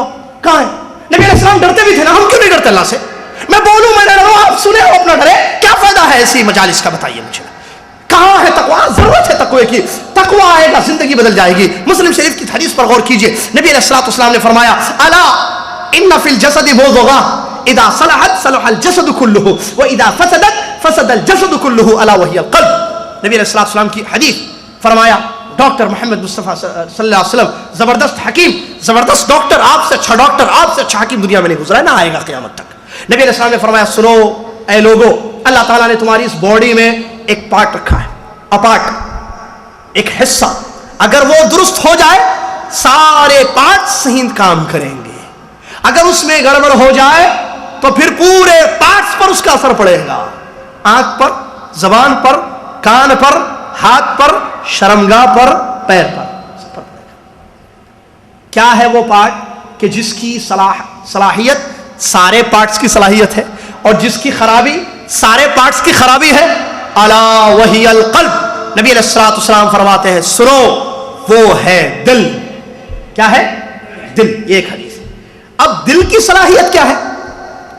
دل کو اچھا کرنا, کاٹ کے نکال کر اس کو زمزم کے پانی سے دھو کر پھر اندر رکھ لینا, پاک ہو جائے؟ نہ. محمد صلی اللہ علیہ وسلم نے علاج بیان کیا ہے, التقوی ہا ہنا, التقوی ہا ہنا, التقوی ہا ہنا. 3 مرتبہ نبی علیہ السلام کی حدیث ہے. تقوی, ڈر یہاں ہوتا ہے, یہاں کا اندر دل میں, تقوی دل میں ہوتا ہے, تقوی دل میں, اس کی جگہ ہے دل, لیکن اثر پڑتا ہے پڑ. اب دل میں ڈر ہے نہیں ڈر ہے کس کو معلوم ہوگا؟ جو دل کا مالک ہے. انہ علیم بذات الصدور, سینوں میں کیا ہے وہ جانتا ہے, میں آپ کیسے جانتے ہیں؟ ہم تو سینے پھاڑ دیتے ہیں بہت سارے لوگوں کے. تم نے اس لیے یہ کہا, تم نے اس لیے یہ کام کیا, آپ کو کیسے معلوم میں نے اس لیے یہ کام کیا؟ میں سب جانتا ہوں. اچھا پھر اللہ کون ہے؟ عجیب مسائل ہیں ہمارے, عجیب منہج ہے ہمارا, عجیب ہمارا دین ہے. حملوں پر حملے, دلوں پر حملے سیدھے سیدھے. تم نے فتنے کے لیے یہ سارا کام کیا ہے. ایک آدمی لوگوں کو منہج بتانا چاہے, مثال دو, ایک آدمی لوگوں کو حق بات بتانا چاہ رہا ہے, منہج کی بات بتانا چاہ رہا ہے کہ بھائی یہ ہمارا سلفی منہج نہیں ہے. اب اس پر یہ الزام لگائے کہ اس نے اس لیے یہ کام کیا ہے, فتنہ پھیلا رہا ہے. ارے آپ کو کیسے معلوم ہو فتنہ پھیلا رہا ہے؟ دل پھاڑ کر دیکھا آپ نے؟ اسامہ رضی اللہ تعالیٰ حدیث کو, اللہ اکبر, مجھے وہ حدیث یاد آ رہی ہے, بات سے بات یاد آ رہی ہے, سنتے چلیں. نبی علیہ الصلوۃ والسلام کے سامنے ایک واقعہ ہوا کہ ایک شخص کو, جو تلوار, جنگ چل رہی تھی, جہاد مسلمانوں کا اور کافروں کے درمیان, تو تلوار اٹھایا تو کلمہ پڑھ دیا, اس نے کافر مار دیا صحابی نے. نبی علیہ الصلوۃ والسلام کے پاس خبر گئی. نبی علیہ الصلوۃ والسلام نے بلایا, پوچھا تم نے اس کو قتل کیسے کیا جبکہ اس نے لا الہ الا اللہ پڑھ لیا تھا؟ کہا کہ اے اللہ کے نبی صلی اللہ علیہ وسلم, اس نے میری تلوار کے ڈر سے کلمہ پڑھا تھا. سمجھ رہے, جنگ ہے, پیش یہ قیاس یہی ہے, سمجھ میں یہی آتا ہے, ہو سکتا ہے ڈر کی وجہ سے اس نے پڑھا ہو, انہوں نے مار دیا. نبی علیہ السلام نے کیا فرمایا؟ ہلا شققت قلبہ حتی تعلم ام قالها لاولا, او کما قال, تم نے اس کا سینہ پھاڑ کر کیوں نہیں دیکھا کہ اس نے سچے دل سے کلمہ پڑھا ہے یا تلوار کے ڈر سے، موت کے ڈر سے کلمہ پڑھا ہے. کیا کرو گے، کیا کرو گے کل قیامت کے دن جب وہ اپنا کلمہ لے کر اللہ کے پاس آئے گا؟ صحابی رسول کہتے ہیں مجھے خواہش ہوئی کہ کاش میں اسی وقت کلمہ کیوں نہیں پڑھا ہوتا کہ میرے یہ گناہ کو اللہ تعالیٰ معاف کر دے. تو میرے محترم بھائیوں، تقویٰ یہاں ہوتا ہے، یہ صحیح ہے، کوئی شک نہیں ہے، اور اس کو صرف اللہ جانتا ہے، لیکن اس کا اثر پارٹس آف باڈی پر پڑتا ہے. کیوں؟ نبی صلی اللہ علیہ وسلم کی حدیث ابھی میں نے آپ کے سامنے بیان کی. اگر یہ درست رہے، آنکھ، زبان، ہاتھ، شرمگاہ، پیر سب صحیح کام کرتے. یہ صحیح کام کیا ہے؟ حلال چیزوں میں استعمال کرتا ہے انسان ان سارے پارٹس کو. اگر دل میں ڈر آ جائے اور وہ ڈر ختم ہو جائے، پھر کچھ بھی دیکھے کوئی خوف نہیں، کچھ بھی پکڑے، کچھ بھی اٹھا لے کوئی ڈر نہیں ہے، کچھ بھی بولے زبان سے کوئی ڈر نہیں ہے، کہیں بھی چل کر جائے، زنا، لواطت، لونڈا بازی کچھ بھی کرے شرمگاہ سے، حرام و حلال پہ کوئی فرق نہ کرے، کوئی فرق اس کو نہیں پڑتا، کیونکہ ڈر ختم ہو گیا ہے. تقویٰ نہیں ہے اندر تقویٰ اس کا اثر آٹومیٹکلی پڑتا ہے. آپ دیکھیں زندگی بدل جاتی ہے لوگوں کی. بات ایک آدمی کی مثال ہندوستان کے، وہ گناہوں کی زندگی، سود وغیرہ میں تھا، مالدار آدمی، بہت پیسہ. ایک جنازے میں گیا، وہ جنازے میں گیا، اس نے غور کیا کہ یہ آدمی کیا لے کر جا رہا ہے قبر میں؟ کچھ نہیں، پیسہ، جائیداد، پراپرٹی، گاڑیاں، فلا فلا کچھ نہیں اس کے پاس. تو وہ ڈر گیا، اللہ کا ڈر آ گیا دل میں. اس تاریخ سے اس کی پوری لائف چینج ہو گئی، پلٹ گئی. اب وہ نماز کا پابند، روزہ، زکوٰۃ، اللہ کی اطاعت کرنے والا، حرام چیزوں سے بچنا، توبہ کر لی اس نے گناہوں سے. کس چیز نے چینج کر دیا بتائیے؟ اللہ کے ڈر نے، خوف نے. اور یاد رکھے وہ حدیث، اور ایک حدیث یاد آ رہی ہے، معلوم ہے آپ کو، صرف دلیل کے طور پر اشارہ کرو اس حدیث کا. زنا کے لیے تیار ہو گیا ایک نوجوان اپنی کزن کے ساتھ، جو پریشان حال تھی، مصیبت زدہ تھی، اور زنا کے لیے وہ نوجوان تیار ہے. کہا کہ تم اگر میرے ساتھ برائی کرو گی تو میں یہ تم کو دوں گا اناج جس کی تم کو ضرورت ہے آج. وہ تیار ہو گئی، رو رہی ہے. اس نے کہا کیوں روتی ہو؟ ابھی گناہ نہیں ہوا ہے، ہم نے زنا نہیں کیا ہے ہم لوگوں نے. تو اس لڑکی نے کہا کہ تم میری شرمگاہ کو حرام طریقے سے مت استعمال کرو، اللہ نے حرام کیا ہے یہ، اور اس لیے میں ڈر رہی ہوں کہ کل کیا منہ لے کر اللہ کے پاس جاؤں گی. اگر تم کو خواہش پوری کرنی ہے تو حلال طریقے سے پوری کرو. عربی کے جو الفاظ حدیث میں ہے اس کا مفہوم بیان کر رہا ہوں. اگر تم کو خواہش پوری کرنی ہو تو پھر حلال راستے سے پوری کرو، یہ حرام راستہ ہے، کل کیا منہ دکھاؤں گی. ڈر گیا وہ اللہ سے. اس لڑکی کے الفاظ، اللہ کا ڈر اس لڑکی نے اس نوجوان کو دلایا. وہ ڈر گیا، رویا رویا، گر گیا، اللہ سے معافی مانگی، اللہ تعالیٰ نے اس کی دعا قبول کر لی، اللہ نے اس کی مشکل دور کر دی، اللہ تعالیٰ نے مصیبت اس کی دور کر دی. مشہور واقعہ ہے یہ، وہ جو 3 غار میں تھے اس میں سے ایک کا واقعہ. بہرحال کہنے کا مقصد یہ ہے کہ دل میں ڈر ہوتا ہے اور پارٹس آف باڈی پر اس کا اثر پڑتا ہے. اندر جتنا زیادہ ڈر ہوگا اتنا زیادہ انسان مطیع اور فرمانبردار ہوگا. ڈر کم جتنا ہوگا، اللہ تعالیٰ کا خوف جتنا کم ہوگا دل میں، پھر پارٹس آف باڈی پر اس کا اثر بھی کم ہوگا. پھر انسان گناہ کر لے گا، غلطیاں ہو جائیں گی آنکھ سے، زبان سے، ہاتھ پہ، تقوی کی کمی کے باعث. تقوی زیادہ ہو تو پھر انسان اپنے آپ کو گناہوں سے بچائے گا. برادران اسلام، اس تقوی کی ضرورت ہر انسان کو ہے. اس تقوی کے فائدے دنیا میں اور اس تقوی کے فائدے آخرت میں ذرا غور سے سماعت فرمائیں. قرآن کی آیت، اللہ تعالیٰ فرماتا ہے وَمَن يَتَّقِ اللَّهَ يَجْعَل لَّهُ مَخْرَجًا وَيَرْزُقْهُ مِنْ حَيْثُ لَا يَحْتَسِبُ. یہ دنیا کے فائدے، اور اللہ تعالیٰ آخرت کا فائدہ آگے ذکر کروں گا. دنیا میں آپ ہم سب جانتے ہیں ہر ایک کے پاس پرابلمز ہیں، ہر ایک کے پاس مشکلیں ہیں. کسی کے یہاں بیٹی کی شادی کا مسئلہ ہے، کسی کو جاب نہیں مل رہی ہے، مشکل ہے. MBA اس نے کر لیا، MCA، CA، چارٹر اکاؤنٹنٹ، سب کچھ فائل بھی جمع کر دی ہے، لیکن جاب نہیں مل رہی ہے. پریشانی اس کی اپنی ہے. کسی کو اولاد نصیب نہیں ہے، وہ پریشان ہے کہ اولاد کیوں نہیں مل رہی ہے. کاروباری پریشانیاں کسی کی، انفرادی، اجتماعی پریشانیاں سب کے پاس ہے نا. پریشانیاں، مصیبتیں، اور ہر شخص یہ چاہتا ہے کہ مصیبت دور ہو، پریشانی ٹل جائے، ہماری پریشانی ختم ہو جائے. میرے محترم بھائیوں، پریشانیوں کو دور کرنے والا کون ہے؟ مصیبتوں کو ہٹانے والا عبد القادر جیلانی تو نہیں نا، اللہ تعالیٰ ہے نا. عبد القادر نہیں، قادر ہے. کیا دلیل؟ اللہ نے قرآن میں کہا اَمَّن يُجِيبُ الْمُضْطَرَّ إِذَا دَعَا وَيَكْشِفُ السُّوءَ. کون ہے جی جب مصیبت میں انسان اللہ کے سامنے ہاتھ پھیلاتا ہے کہ اے اللہ میری مصیبت کو دور کر دے، میری پریشانی کو دور کر دے، کون ہے اللہ کے علاوہ جو اس کی مصیبت کو دور کرتا ہے، اس کی پریشانی کو ہٹاتا ہے؟ کوئی نہیں، صرف اللہ ہے جو مشکل کشا، حاجت روا، بندہ نواز ہے۔ تو مشکلیں اللہ دور کرتا ہے۔ سب کی مشکلیں ہیں، اپنی اپنی الگ الگ مشکلیں ہیں، میں نے جو بیان کی مختصر، اللہ عالم کس کے اپنی کیا کیا پرابلمز، کیا کیا پریشانیاں ہیں۔ اللہ تعالیٰ قرآن میں کہہ رہا ہے وَمَن يَتَّقِ اللَّهَ يَجْعَلْ لَهُ مَخْرَجًا، جو اللہ سے ڈرے گا اللہ تعالیٰ اس کے لیے مخرج نکالے گا، ہر مشکل سے نجات۔ مخرج کی تفسیر، اس آیت کی تفسیر ابن کثیر رحمۃ اللہ نے فرمایا ای مخرج من کل ضیق، ہر تنگی سے نجات، ہر مشکل آسان، ہر پریشانی ختم۔ شرط کیا ہے؟ تقوی۔ وَمَن يَتَّقِ اللَّهَ شرط ہے۔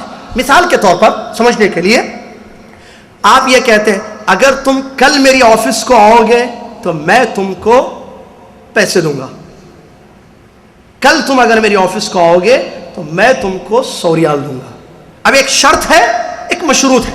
شرط کیا ہے؟ کل آفس آنا، یہ کام تمہارا ہے، ٹھیک ہے؟ اچھا یہ کام میں کروں تو کیا ہوگا؟ جزا کیا ہے اس کی؟ بدلہ کیا ہے؟ 100 ریال تم کو ملیں گے۔ مثال اردو میں، ہاں مثال ہے۔ تو یہ شرط اور جزا ہے۔ اللہ تعالیٰ نے شرط رکھی ہے وَمَن يَتَّقِ اللَّهَ، تمہارا ایک کام ہے تم ڈرو اللہ سے۔ وَمَن يَتَّقِ اللَّهَ، قرآن ہے، آیت ہے، یہ مذاق نہیں ہے میرے بھائی، اللہ کا کلام ہے، ہمارا ایمان ہے اس آیت پر، ساری قرآن کی آیتوں پر۔ اللہ کہہ رہا ہے وَمَن يَتَّقِ اللَّهَ، جو اللہ سے ڈرے گا يَجْعَلْ لَهُ مَخْرَجًا، اس کے لیے ہر مشکل سے نجات، مشکلوں کو دور کرنے والا اللہ۔ اللہ کا کام اللہ کرے گا اور اللہ اپنے وعدے میں پورا ہے۔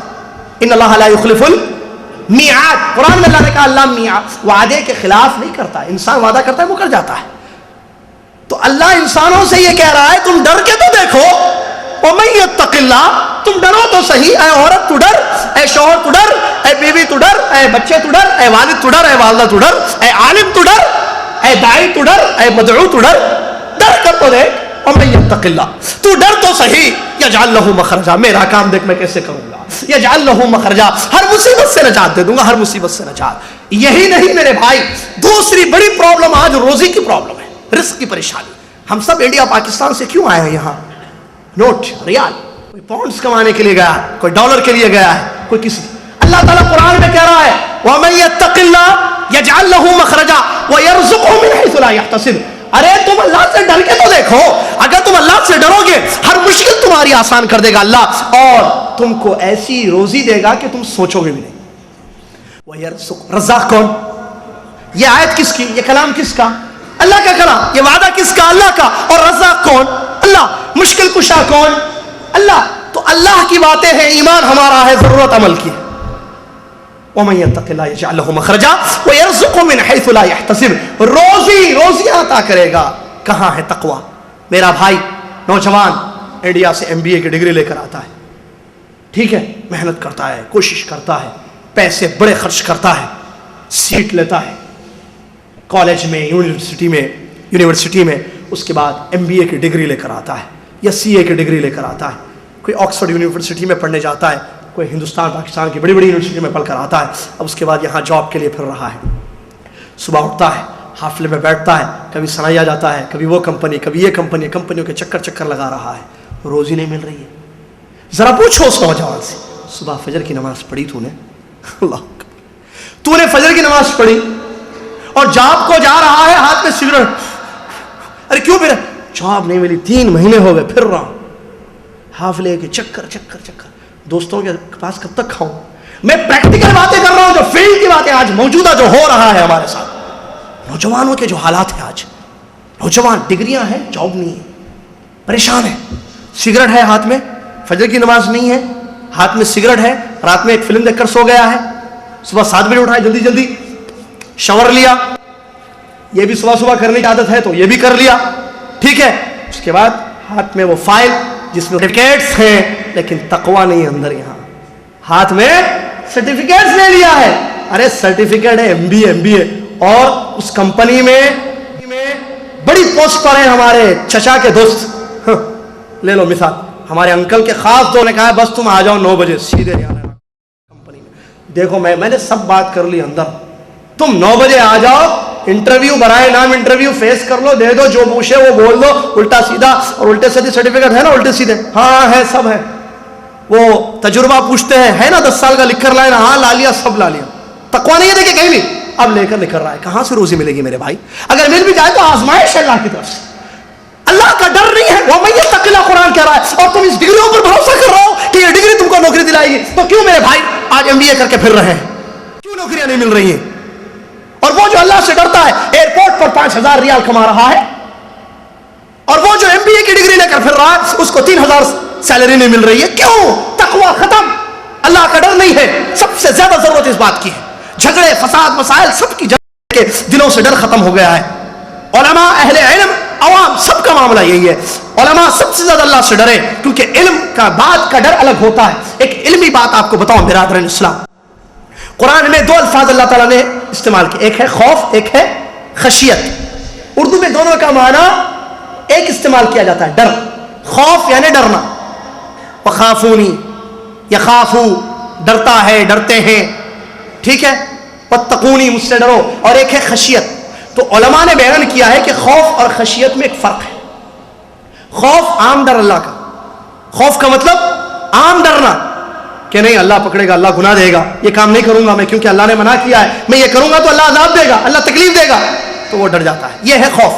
खशियत, इल्म हासिल करता है उसके बाद डरता है, तो खशियत पैदा होती है। क्या दलील? अल्लाह ने उलमा के बारे में खशियत का लफ्ज़ इस्तेमाल किया। अल्लाह ने फरमाया इन्नमा यख्शल्लाह मिन इबादिहिल उलमा। यहां यख्शा कहा, अल्लाह ने यखाफ नहीं कहा। इन्नमा यख्शल्लाह मिन इबादिहिल उलमा, बेशक अल्लाह के बंदों में से उलमा इकराम है जो खशियत रखते हैं अल्लाह की। ये खशियत क्या है? इल्म के बाद जो डर आता है, अल्लाह को वो पहचानते हैं, अल्लाह को जानते हैं, उसकी अजमत को जानते हैं, तौहीद पढ़ते हैं, मनहज समझते हैं, फिर अल्लाह का डर आ जाता है। नहीं, अल्लाह तो अस्मा व सिफात सुनने वाला, अज़ाब देने वाला, तौहीद स्टडी करते हैं, इल्म हासिल करते हैं, उसके बाद अल्लाह से डरते हैं, तो खशियत पैदा होती है। इल्म के बाद का डर अलग ही होता है। इसीलिए हज़रत अली रज़ी अल्लाह तआला अन्हु है या किसी कोई और सहाबी है जिन्होंने कहा था मन अरफ़ अल्लाह लम यासिही, जिसने अल्लाह को पहचाना वो कभी गुनाह नहीं करेगा। हम कहाँ पहचानते अल्लाह को? कहाँ है अल्लाह का डर हमारे पास? हम पहचानते हैं अल्लाह को, अल्लाह की मारिफत कहाँ है हमारे पास? रब है, खालिक है, मालिक है, अर्श पर मुस्तवी है, वो भी, उसमें भी गड़बड़ अकीदे में हर जगह मौजूद है, या शरक के करीब है। इस किस्म के अकीदे हमारे, अल्लाह हर जगह है, हर एक के दिल में है। तो मन अरफ़ अल्लाह, जो अल्लाह को पहचाने, कुरान और हदीस की रोशनी में अल्लाह की पहचान अल्लाह ने करवाई। अल्लाह की पहचान सबसे ज्यादा बंदों में मुहम्मदुर रसूलुल्लाह सल्लल्लाहु अलैहि वसल्लम। तो जो स्टडी करेगा, इल्म हासिल करेगा, अल्लाह को पहचानेगा कुरान और हदीस की रोशनी में, कभी वो गुनाह नहीं कर सकता है। जो अल्लाह को पहचाने, हमारी पहचान कमजोर, मारिफत में कमी है हमारी, मारिफतुल्लाह जो पहला उसूल है, कब्र में सबसे पहले जो सवाल किया जाएगा रब के बारे में, उसमें कमी है हमारे पास। वरना क्यों हिम्मत करता है इंसान गुनाह करने की? अल्लाह का डर खत्म हो गया है। सबसे ज्यादा जरूरत इस बात की है कि आज हमारी सफ़ों में, हमारे मुआशरे में, हमारी सोसाइटी में डर पैदा हो, जो डर सलफ़ सालिहीन की जिंदगी में था। नबी मोहम्मद सल्लल्लाहु अलैहि वसल्लम और आपके अस्हाब किराम रिज़वानुल्लाहि अलैहिम अजमईन के दिलों में जो डर था। तो मैं बता रहा था कुरान की वो आयत जिसमें अल्लाह ताला ने 2 दुनिया के अजीम तरीन फायदे बयान किए। अगर इंसान अल्लाह से डरने लगे कि उसकी सारी मुश्किलें खत्म और रोजी का बंदोबस्त अल्लाह ताला कर दे। वयरज़ुक़हु मिन हैथु ला यहतसिब, वो सोचता भी नहीं है, वहां से अल्लाह ताला उसको रोजी अता करता है। ये दुनिया के फायदे कि उसको रोजी मिल गई, उसकी मुश्किलें खत्म हो गई। आखिरत का बड़ा अजीम तरीन फायदा देखिए, आप जानते हैं पुल सिरात का मामला। अल्लाह ताला ने कुरान में फरमाया व इम मिनकुम इल्ला वारिदुहा काना अला रब्बिका हतमन मक़दिया। अल्लाह ने यह फैसला हतमी कर दिया है कि सबको वहां आना है। वो बाल से बारीक जहन्नम की पुष्ट पर, नबी अलैहिस्सलातु वस्सलाम ने फरमाया, बुखारी की हदीस है, अलामतरी जहन्नम, जहन्नम की पुष्ट पर उस पुल को रखा जाएगा, उस कुबरी को, उस सिरात को, उस रास्ते को, उस पुल को। और अल्लाह ने कुरान में कहा वो इम मिनकुम इल्ला वारिदुहा, तुम में से सबको वहां आना है, सबको आना है। वुरूद सबके लिए है, वहां सबको आना है, सबको गुजरना है। और अल्लाह आगे फरमाता है वो इम मिनकुम इल्ला वारिदुहा कान अला रब्बिका हतमन मक़दिया, तुम में से सबको उस पुल के पास आना है।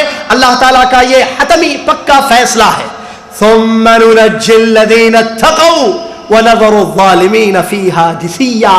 اللہ کہتا ہے پھر ہم نجات دیں گے اس پل سے، جہنم کے اوپر جو پشت پر پل ہے اس سے نجات دیں گے ان لوگوں کو اتقوا الذین اتقوا ثم ننجی الذین اتقوا. ہم نجات دیں گے ان لوگوں کو جو دنیا میں اللہ سے ڈرتے تھے، جو دنیا میں اللہ سے ڈرتے تھے، ان لوگوں کو اللہ تعالیٰ وہاں نجات دے گا. وَنَذَرُ الظَّالِمِينَ فِيهَا جِثِيًّا. اور ظالموں کو اللہ کٹا کٹا کر جہنم کی آگ میں پھینک دے گا. اور تقوی انسان کا جتنا، اس آیت کی تفسیر نبی علیہ السلام فرماتے ہیں کوئی تیزی کے ساتھ تیز ہوا کی طریقے سے دوڑ جائے گا وہاں سے نجات پائے گا، کوئی بجلی کی جیسے گزر جائے گا، کوئی تیز گھوڑے کی رفتار جو ہوتی ہے تیز رفتار گھوڑا اس طریقے سے گزر جائے گا. المہم انسان گزرے گا. یہ الگ الگ کیوں ہے؟ اس لیے کہ تقوی الگ الگ ہے. جس کا تقوی سب سے زیادہ ہوگا وہ بہت تیزی کے ساتھ گزر جائے گا، کوئی اس کو تکلیف نہیں ہوگی. اور جس کے تقوی میں کمی ہے اور جس کے تقوی میں جتنی کمی ہوگی اس کے گزرنے میں اتنی کمی ہوگی. تو تقوی کی وجہ سے انسان کو نجات ملے گی وہاں پر. اور یہی نہیں میرے بھائی، آخرت کا سب سے بڑا فائدہ جس کو جنت مل جائے وہ کامیاب ہے. قرآن نے کہا فَمَنْ زُحْزِحَ عَنِ النَّارِ وَأُدْخِلَ الْجَنَّةَ فَقَدْ فَازَ. جس کو جہنم سے دور کر دیا گیا، جنت میں داخل کر دیا گیا، وہ کامیاب ہے. جس کو جہنم سے دور کر دیا گیا، جنت میں داخل کر دیا گیا، وہ شخص کامیاب ہے. اب اللہ تعالیٰ قرآن میں ان جنت کے حقداروں کے بارے میں بیان فرماتا ہے اعدت للمتقین. اللہ تعالیٰ نے جنت کو تیار کیا ہے، جس جنت کے بارے میں مشہور حدیث ہے کہ ما لا عین رات ولا اذن سمعت، کہ کسی کان نے نہیں دیکھا، کہ کسی کان نے اس کے بارے میں نہیں سنا ہوگا، کسی آنکھ نے نہیں دیکھا ہوگا، ولا خطر علی قلب بشر، کسی کے دل میں بھی خیال نہیں آیا ہوگا کہ کیا کیا نعمتیں اللہ نے رکھی ہیں. تو یہ جو تیار کیا ہے نعمتوں سے اللہ تعالیٰ نے جنت کو، کس کے لیے؟ ایمان والوں کے لیے. کیا فرماتا ہے اللہ قرآن میں؟ یہ آیت کئی جگہ ہے اعدت للمتقین، ان لوگوں کے لیے تیار کیا گیا ہے جو اللہ تعالیٰ سے ڈرتے ہیں، متقی ہیں، تقوی والے ہیں. تو برادران اسلام، تقوی کا فائدہ نہ صرف دنیا میں بلکہ آخرت کی اخروی زندگی میں ملتا ہے. دنیا کی پریشانیاں، روزی کا معاملہ خلاص، اور وہاں پل صراط سے نجات، اور جنت کے وہ مستحق بنتے ہیں. اعدت للمتقین. اور قرآن کے بارے میں اللہ تبارک و تعالیٰ نے بیان فرمایا ہدی للمتقین. دیکھیے ہر جگہ متقی، تقوی، یہ قرآن ہدایت. دیکھیں آج ہم قرآن پڑھتے ہیں، رمضان میں قرآن پڑھتے، نماز پڑھتے، روزہ رکھتے ہیں، لیکن نہ گناہوں سے دور ہماری زندگی ہے، نہ فرما بردار ہم ہیں، متی اور فرما بردار ہیں. وجہ کیا ہے؟ قرآن ہے، پھر اثر کیوں نہیں ہے؟ قرآن ہدایت ان لوگوں کے لیے جو ڈرتے ہیں. ہدی لل، سورہ بقرہ کی پہلی الف لام میم ذالک الکتاب لا ریب فیہ، آگے ہدی للمتقین، متقیوں کے لیے ہدایت. اچھا تقوی عمل جو میں نے کہا آگے پڑھے الذین یؤمنون، آگے پورے پڑھے، وہاں اعمال ذکر کیے گئے ہیں. تو تقوی کا مطلب یہی ہے کہ آپ عمل کریں، اطاعت اور فرمانبرداری کریں، ورنہ تقوی نہیں ہے آپ کا. متقی کیسے کہ دل میں اندر ڈر ہے، جیسے لوگ کہتے ہیں، میں نے کہا کہ دل تو اندر، ڈر تو یہاں ہوتا ہے، ہم سگریٹ پی رہے ہیں، ہم گناہ کر رہے ہیں، ہم فلمیں دیکھ رہے ہیں، ہم بے پردہ گھوم رہی ہیں، کیا فرق پڑتا ہے؟ اصل تو یہاں ہے. تم کیا جانتے ہو اندر کتنا ڈر ہے ہمارے دل میں؟ میری بہن، میرے بھائی، اگر اندر ڈر ہوتا تو اس کا اثر باہر ہوتا. کیونکہ متقین ان کو نہیں کہتے جو صرف اندر ڈرنے والے ہوتے ہیں. متقی، تقوی کی تعریف، ڈیفینیشن تو یہ ہے کہ انسان اللہ کی اطاعت اور فرمانبرداری کرے اور اللہ کی نافرمانی اور گناہوں سے اپنے آپ کو بچائے. برادران اسلام، اس تقوی کی آج ضرورت ہے. آج دیکھیں شوہر بیوی کے جھگڑے، آج غور کریں، میاں بیوی کا جھگڑا، ٹھیک ہے، آپس میں ہمارے آپسی جھگڑے، یہ وہ آپس میں ایک دوسرے کے جھگڑے، رشتہ داروں کے جھگڑے، بیٹے اولاد ماں باپ کی فرمانبردار نہیں ہے، ماں باپ بچوں کو اسلامی تربیت، اسلامی تعلیم نہیں دے رہے ہیں، ساس اور بہو میں جھگڑا چل رہا ہے، اور وہ جو دو بھائیوں کی دو بیویاں ہوتی ہیں، پتہ نہیں کیا کہتے ہیں اردو میں اس کو، جٹھانی اٹھانی ہمارے یہاں، تو ان کے آپس کے جھگڑے، بھائیوں کے جھگڑے، آفس میں کام کرنے والے آپس میں لوگوں کے جھگڑے. ان سارے جھگڑوں کے پیچھے مقصد کیا ہے؟ یہ سارے جھگڑے کیوں ختم نہیں ہو رہے ہیں؟ ڈر ختم ہو گیا اندر سے. اگر ڈر ہوگا اندر تو پھر ساس نہیں بنے گی، ماں بن جائے گی. ڈر ہوگا بہو اپنا راج نہیں کرے گی، بیٹی بن کر زندگی گزارے گی. ڈر ہوگا بیوی اپنے شوہر کو اپنے کنٹرول میں نہیں رکھے گی، ریموٹ کے جیسی، آگے جاؤ پیچھے آؤ، ادھر جاؤ ادھر جاؤ، پیسے ان کو نہیں بھیجنا، ادھر بھیجو ہمارے اماں کو، تمہاری اماں کو نہیں، ادھر بھیجو ادھر، اور پیسے لے کر اندر رکھتی ہے ایسی سی بھی. یہ سب کیا ہے؟ ڈر ختم ہے. تو راج ختم ہو جائے گا اگر دل میں ڈر ہوگا تو. وہ بیوی پھر پکی بیوی بنے گی, فرما بردار بیوی بنے گی. شوہر نوکرانی نہیں بنائے گا بیوی کو, اٹھو برتن صاف کرو, وہ کرو, یہ کرو, چلو بستر پر. نہیں, ڈر اگر ہوگا تو پھر اس کی عزت کرے, بیوی کو بیوی کے جیسے رکھے گا. بھائی سارے مسئلے ختم ہو جائیں گے, ڈر اللہ کا آ جائے. یہ ڈر نہیں ہے نا ہمارے پاس, ضرورت اس کی ہے سب کے پاس, سب کے پاس. واللہ کیا تو اللہ نبی علیہ الصلوۃ والسلام ہمیشہ اللہ تعالیٰ سے دعا کرتے تھے. آپ کی دعاؤں میں دیکھیں, آپ کی دعائیں پڑھ کر دیکھیں, حسن مسلم ہے نا گھر میں, پڑھ کر دیکھیں تقویٰ کہاں کہاں مانگا گیا ہے, تقا کہاں کہاں الفاظ آئے ہیں, کتنی دعائیں ہیں ایسی نبی صلی اللہ علیہ وسلم کی جہاں نبی صلی اللہ علیہ وسلم نے یہ فرمایا کہ اے اللہ, اللہم انی اسألوک, اللہم انی اسألوک, اللہم انی اعوذ بک من قلب لا یخشع. ایک وہ دعا جو مشہور ہے, یاد آ رہی ہے مجھے, اے اللہ میں ایسے دل سے تیری پناہ چاہتا ہوں کہ جس میں خشوع نہ ہو, تیرا ڈر نہ ہو. اللہ کے نبی محمد صلی اللہ علیہ وسلم دعا کرتے تھے کیونکہ تقویٰ دینے والا اللہ ہے. تقوی کی توفیق بھی بغیر اللہ کی توفیق کے کوئی, تو وہ اللہ سے مانگتے تھے. اور زندگیاں پڑھ کر دیکھیں کہاں ہم ہیں کہاں وہ ہیں. سیرت صحابہ, سیرت نبی, سیرت صحابہ, سیرت سلف پڑھ کر دیکھیں, اللہ جزائے خیر دے. دارالسلام والوں میں انہوں نے کتابیں لکھی ہیں, پڑھ کر دیکھیں, واقعات پڑھ کر دیکھیں کس قدر ڈر تھا. عمر ابن خطاب رضی اللہ تعالیٰ کے واقعات پڑھ کر دیکھیں, ابو بکر صدیق, یہ ہمارے سلف ہے نا, سلف. تو کہاں ہے ان کے دلوں میں جو ڈر تھا, آج ہمارے پاس کیوں نہیں ہے؟ کیوں ہم اللہ سے ڈرتے ہیں؟ کل اللہ کے پاس جانا نہیں ہے, حساب دینا نہیں ہے. اللہ تعالیٰ قرآن میں کیا کہہ رہا ہے, یا ایھا الذین آمنوا اتقوا اللہ ولتنظر نفس ما قدمت لغد واتقوا اللہ ان اللہ خبیر بما تعملون. کتنی جگہ تقویٰ دیکھیں, ایک آئے یا ایھا الذین آمنوا اتقوا اللہ, اے وہ لوگوں جو ایمان لائے ہو اللہ سے ڈرو. ولتنظر نفس ما قدمت لغد, اور ہر نفس یہ دیکھے کہ کل قیامت کے دن کے لیے اس نے کیا بھیجا ہے. یا ایھا الذین آمنوا اتقوا اللہ ولتنظر نفس ما قدمت لغد واتقوا اللہ. پھر کہہ رہا ہے اللہ, اور اللہ سے ڈرو. دیکھو تین جگہ, ان اللہ خبیر بما تعملون, تم جو بھی عمل کر رہے ہو اللہ کو سب کی خبر ہے. يا أيها الذين آمنوا اتقوا الله حق تقاته ولا تموتن إلا وأنتم مسلمون واعتصموا بحبل الله جميعا ولا تفرقوا